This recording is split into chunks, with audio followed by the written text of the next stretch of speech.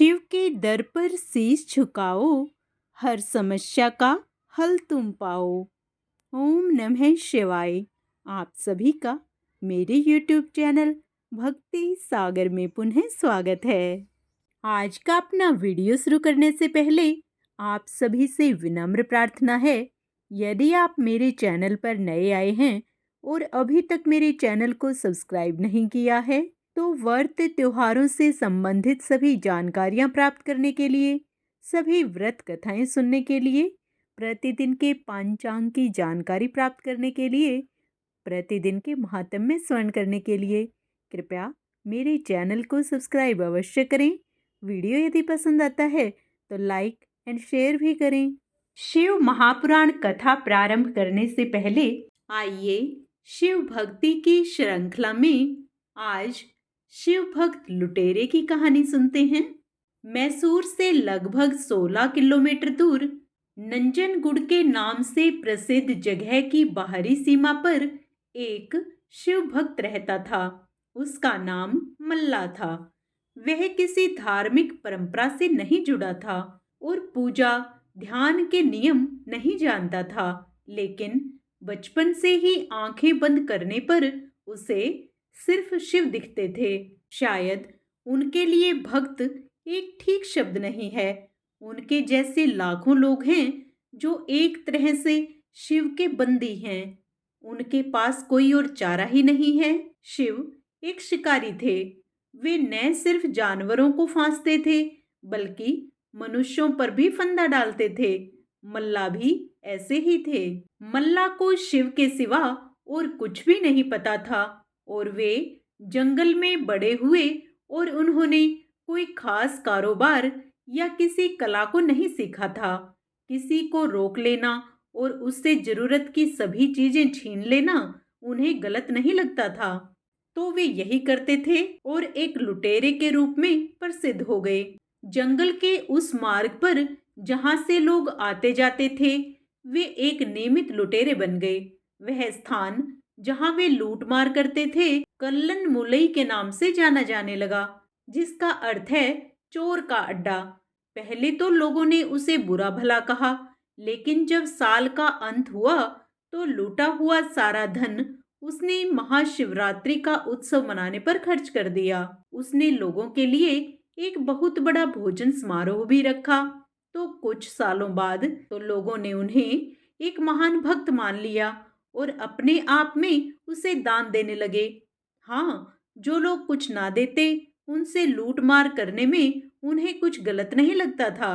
फिर दो योगी जो भाई थे वहां आए और उन्होंने इस आदमी को देखा जो एक लुटेरा था, महान शिव भक्त भी था। वे उनसे बोले, आपकी भक्ति महान है, लेकिन आप जो कर रहे हैं उससे लोगों को तकलीफ होती है। उन्होंने जवाब दिया, मैं यह सब शिव के लिए कर रहा हूँ, तो इसमें समस्या क्या है। तब उन योगियों ने मल्ला को ठीक से समझाया, उन्हें अलग बैठाया और उन्हें कुछ व्यवस्था की बातें सिखाई। उन्होंने उस जगह का नाम कल्लन मुलई से बदलकर मल्लन मुलई रख दिया। आज भी वह जगह मल्लन मुलई के नाम से जानी जाती है। वहां उन्होंने महाशिवरात्रि का जो उत्सव शुरू किया वह अब उस स्थान की एक बड़ी परंपरा बन गया है। योगियों के साथ बैठने और लूटमार छोड़ देने के 1.5 साल के अंदर ही मल्ला को महासमाधि प्राप्त हो गई। इस तरह से उन्हें मुक्त कराने के बाद उन योगियों ने उसी दिन वहीं बैठकर अपने शरीर भी छोड़ दिए। अब वहां इन लोगों के लिए एक सुंदर धार्मिक स्थान बन गया है। काबिनी नदी के तट पर उस स्थान का नाम अभी भी मल्लन मुलई ही है। पुनः मन में भगवान शिव व मां पार्वती का ध्यान करते हुए एकाग्रचित मन से शिव महापुराण के आगे का अध्याय स्मरण करते हैं।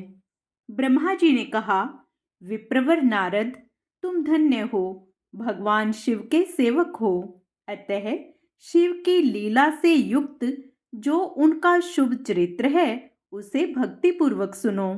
तात, पूर्व काल में मैं एक बार जब मोह में पड़ गया, भगवान शंकर ने मेरा उपहास किया। तब मुझे बहुत क्षोभ हुआ था। शिव की माया ने मुझे मोह लिया था, इसलिए मैं भगवान शिव के प्रति ईर्ष्या करने लगा। मैं उस स्थान पर गया जहां दक्षराज मुनि उपस्थित थे। वहीं रति के साथ कामदेव भी था। नारद, उस समय मैंने बड़ी प्रसन्नता के साथ दक्ष तथा दूसरे पुत्रों को संबोधित करके वार्तालाप आरंभ किया। उस वार्तालाप के समय मैं शिव की माया से पूर्णतः मोहित था। मैंने कहा, पुत्रों, तुम्हें ऐसा प्रयत्न करना चाहिए जिससे महादेव जी किसी कमनीय कांति वाली स्त्री का पाणी ग्रहण करें। इसके बाद मैंने भगवान शिव को मोहित करने का भार रति सहित कामदेव को सौंपा। कामदेव ने मेरी आज्ञा मानकर कहा, प्रभो, सुंदर स्त्री ही मेरा अस्त्र है, अतः शिवजी को मोहित करने के लिए किसी नारी की सृष्टि कीजिए। यह सुनकर मैं चिंता में पड़ गया और लंबी सांसें खींचने लगा। मेरे उस निश्वास से राशि राशि पुष्पों से विभूषित वसंत का प्रादुर्भाव हुआ। वसंत और मलयानित ये दोनों मदन के सहायक हुए।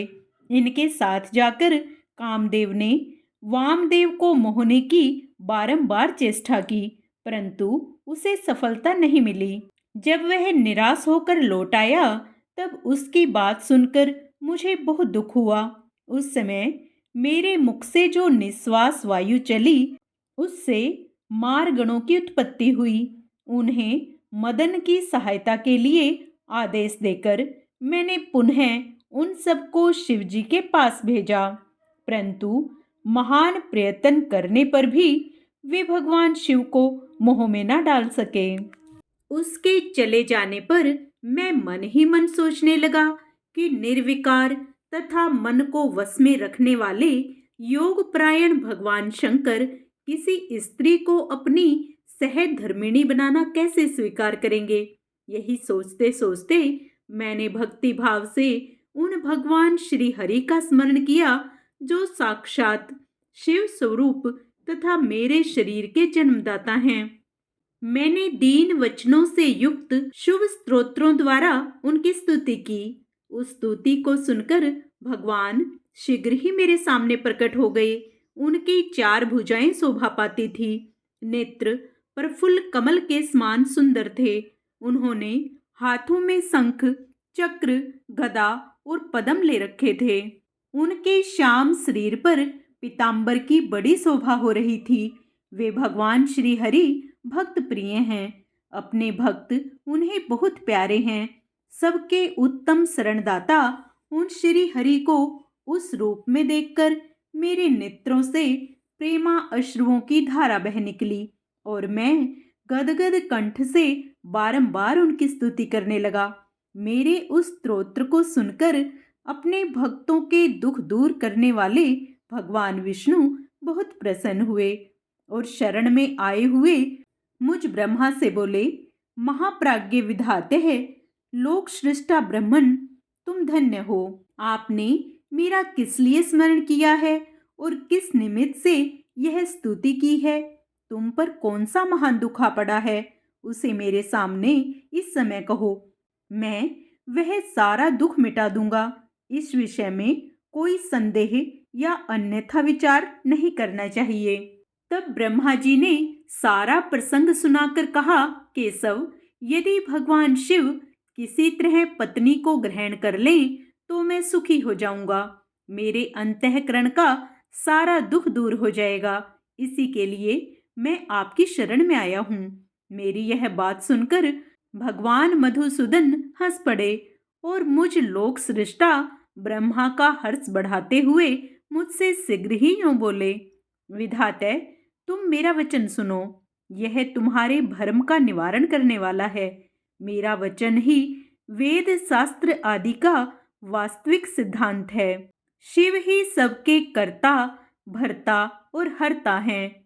वे ही पारस्पर हैं, पर ब्रह्म, प्रेस, निर्गुण, नित्य, निर्विकार, अद्वितीय, अच्युत, अनंत, सबका अंत करने वाले स्वामी और सर्वव्यापी परमात्मा एवं परमेश्वर हैं। सृष्टि, पालन और संहार के कर्ता, तीनों गुणों को आश्रय देने वाले, व्यापक, ब्रह्मा, विष्णु और महेश नाम से प्रसिद्ध, रजोगुण, सत्वगुण तथा तमोगुण से परे, माया से ही भेदयुक्त प्रतीत होने वाले, निरीह, माया रहित, माया के स्वामी या प्रेरक, चतुर, सगुण, स्वतंत्र, आत्मानंद स्वरूप, लोकेश्वर तथा सदा दीन वत्सल हैं। तुम उन्हीं की शरण में जाओ। सर्वात्मना शंभु का भजन करो। इससे संतुष्ट होकर वे तुम्हारा कल्याण करेंगे। ब्राह्मण, यदि तुम्हारे मन में यह विचार हो कि शंकर पत्नी का पानी ग्रहण करें, तो शिवा को प्रसन्न करने के उद्देश्य से शिव का स्मरण करते हुए उत्तम तपस्या करो। अपने उस मनोरथ को हृदय में रखते हुए देवी शिवा का ध्यान करो। वे देवेश्वरी यदि प्रसन्न हो जाएं, तो सारा कार्य सिद्ध कर देंगी। यदि शिवा सगुण रूप से अवतार ग्रहण करके लोक में किसी की पुत्री हो, मानव शरीर ग्रहण करें, तो वे निश्चय ही महादेव की पत्नी हो सकती हैं। ब्राह्मण, तुम दक्ष को आज्ञा दो। वे भगवान शिव के लिए पत्नी का उत्पादन करने के निमित्त भक्ति भाव से प्रयत्न पूर्वक तपस्या करें। शिवा और शिव दोनों को भक्त के अधीन जानना चाहिए।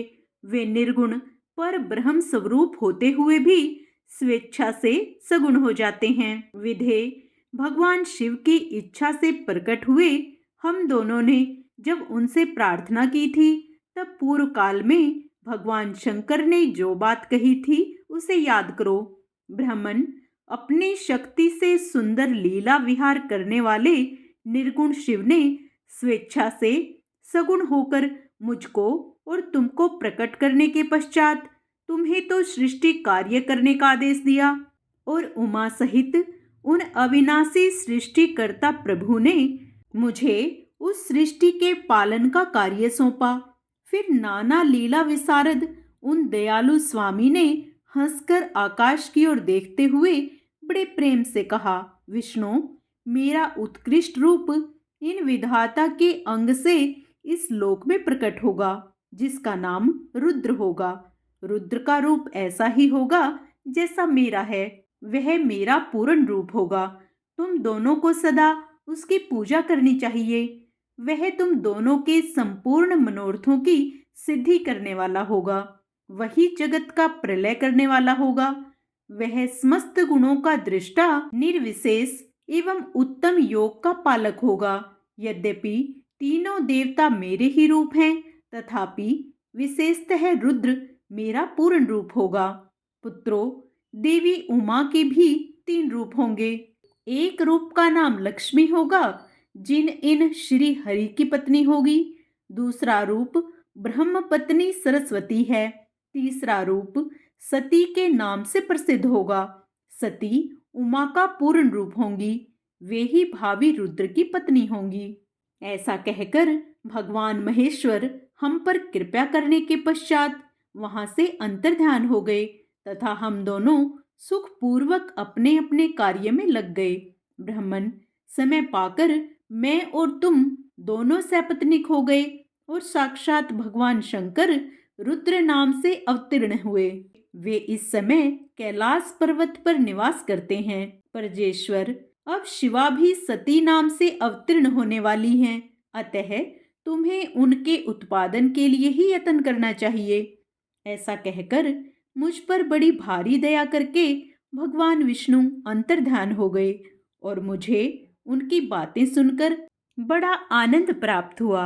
नारद जी ने पूछा, पूज्य पिताजी, दृढ़ता पूर्वक उत्तम व्रत का पालन करने वाले दक्ष ने तपस्या करके देवी से कौन सा वर प्राप्त किया तथा वे देवी किस प्रकार दक्ष की कन्या हुई? ब्रह्मा जी ने कहा, नारद, तुम धन्य हो।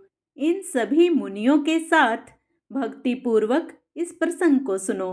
मेरी आज्ञा पाकर उत्तम बुद्धि वाले महाप्रजापति दक्ष ने अक्षर सागर के उत्तर तट पर स्थित हो देवी जगदम्बिका को पुत्री के रूप में प्राप्त करने की इच्छा तथा उनके प्रत्यक्ष दर्शन की कामना लिए उन्हें हृदय मंदिर में विराजमान करके तपस्या प्रारंभ की। दक्ष ने मन को संयम में रखकर दृढ़ता पूर्वक कठोर व्रत का पालन करते हुए सोच संतोष आदि नियमों से युक्त हो 3000 दिव्य वर्षों तक तप किया।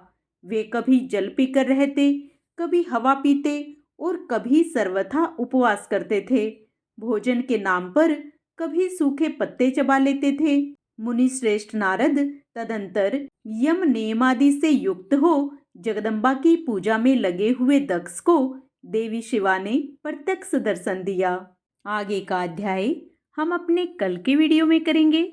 पूर्ण पुण्य लाभ प्राप्त करने के लिए आप उसे भी अवश्य स्मरण करें। हर हर महादेव। आइए अब भगवान शिव की प्रसन्नता प्राप्त करने के लिए भगवान शिव की आरती करते हैं। ओम जय शिव ओंकारा, प्रभु हरि शिव ओंकारा, ब्रह्मा विष्णु सदा शिव अर्धांगी धारा। ओम हर हर हर महादेव। एकानन चतुरानन पंचानन राजे, हंसानन गरुड़ासन वृषवाहन साजे। ओम हर हर हर महादेव।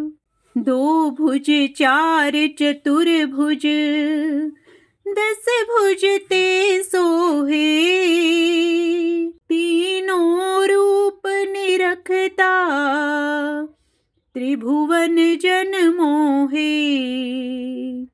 ओम हर हर हर महादेव। अक्षमाला वनमाला मुंड माला धारी, त्रिपुरारी कंसारी करमाला धारी। ओम हर हर हर महादेव। श्वेतांबर पीतांबर वाघांबर अंगे, सनकादिक ब्रह्मादिक भूतादिक संगे। ओम हर हर हर महादेव। कर मथे चकमंडलू, चक्र त्रिशूल धरता, जग करता जग हरता, जग पालन करता। ओम हर हर हर महादेव। ब्रह्मा विष्णु सदा शिव, जानत अविवेका, प्रणवाक्षर के माथे यह तीनों एका। ओम हर हर हर महादेव। त्रिगुण शिव जी की आरती, जो कोई नर गावे, कहत शिवानंद स्वामी, मनवांछित फल पावे। ओम हर हर हर महादेव। ओम नमः शिवाय।